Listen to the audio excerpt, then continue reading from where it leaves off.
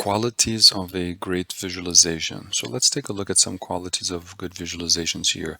The first idea is about truthfulness. So here's tip for us to be aware of our actions when cleaning, summarizing, and manipulating data, and ensure we are not misleading ourselves. Self-deception, which is very common, and also, of course, misleading our audience. And that's a little bit difficult to do because when we're dealing with graphs, we're always highlighting something and not showing other things. But I think that's why it's important to also read and explain the graphs within a truthful narrative. So it's not just the graph itself, but of course the graph is important as well. So, okay, here we have an example of a bar graph talking about less regulation equals more industry investment.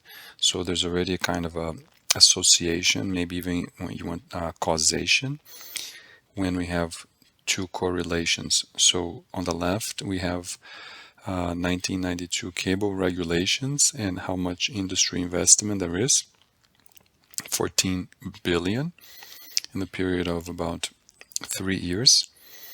And then you have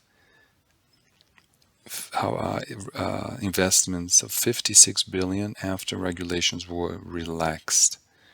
So you see here two big differences, two areas, one where there's regulations, one there's less regulations, and a different level of investment. Of course, one of the basic things here is causation versus correlation, but also is this I'm guessing it is proportional. So one of the things that when we deal with bar graph is proportionality. So 56 is about almost 4 times as much as 14. So actually, just by eyeballing, I think it is proportional. But one of the issues is, well, first of all, here it seems like they're comparing 3 years with 4 years, so it could be similar, could be a little bit different. But also, you can maybe get a little bit more context of what's going on here. And so here we have a line graph that actually depicts the industry infrastructure expenditures over time, and then where the regulations at question came in. So one regulation from 1992 to 1996, you see continued investment. And then actually once the period of deregulation, you actually see the investment go down, but then shoot up. So in a way, even on the period of regulation, there was continued increased investment, but then also there was a shot up of more investment in the beginning, but also you can see more volatility, right? So here's kind of a simplification on the left and a bit more nuance and details on the right. Another important quality we already discussed, the functionality. So you want graphs that have a particular function in conveying hopefully truthful information. And we have an example of what we worked on before.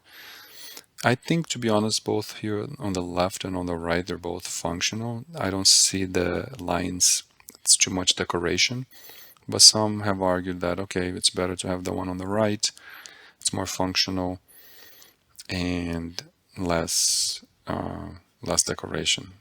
Either way, it's important to understand the function of the graph. What message do you want to convey? Do you need to highlight bacon for some reason, because maybe it's a pork food or because of some other characteristic that it may impact people in a certain way? Here we have an example of the graphs that were provided by Michigan State on COVID deaths. And I thought this was an example of a good functional graph. You can see the death rates over time, and you can see the big waves in deaths from were associated with COVID. and then you can clearly see they're going down over time, although in subsequent waves with big spikes. Another quality of a great visualization is beauty, because that you can help people capture the message and take it in. You have an example of a advertisement from the 1980s talking about the price of diamonds, and they clearly added a lot of decoration here. But is this useful? Is it useful to sell diamonds, or is this useful for something to get people's attention? Maybe yes. Is this beautiful? I'm not sure. But there is this aspect as well when we're thinking about data visualization. Insightfulness, so getting some important insight from the data that we could not get it just from a table. Here we have an example of a map. It's called a choropleth map. Choropleth, we're going to be using one of these maps potentially in this class. And here are the best and worst places to grow up. And what the map shows is the amount an average person would make. So if a child, here I have let's read here, how much extra money a county causes children in poor families to make compared with children in poor families nationwide. So if a child is in a poor family were to grow up in Rensselaer County, New York, instead of an average place, he or she would make 1,600 more at age 26. Is this insightful?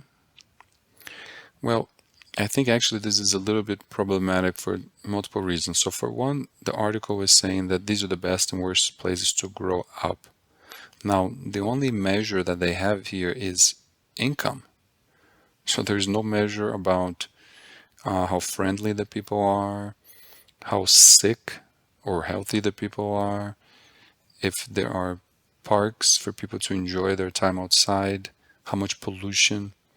So it's just focused on income as if that's the main important factor on how good or bad a place is to grow up at. Now, of course, we have very big generalizations about how much extra money a count causes. So in terms of the cause, is the county really causing these issues, or is there more association here? You're averaging out people in this area, and by this average, people in this area generally overall on average make X amount more or X amount less. So maybe this can be very insightful that we see big color changes. So the red is on average less, the blue is on average more. And you can see here around southern New York and going to New Jersey and Pennsylvania. So there's a lot of variation. At first glance, this seems a little bit insightful, but I think this is a little bit problematic as well.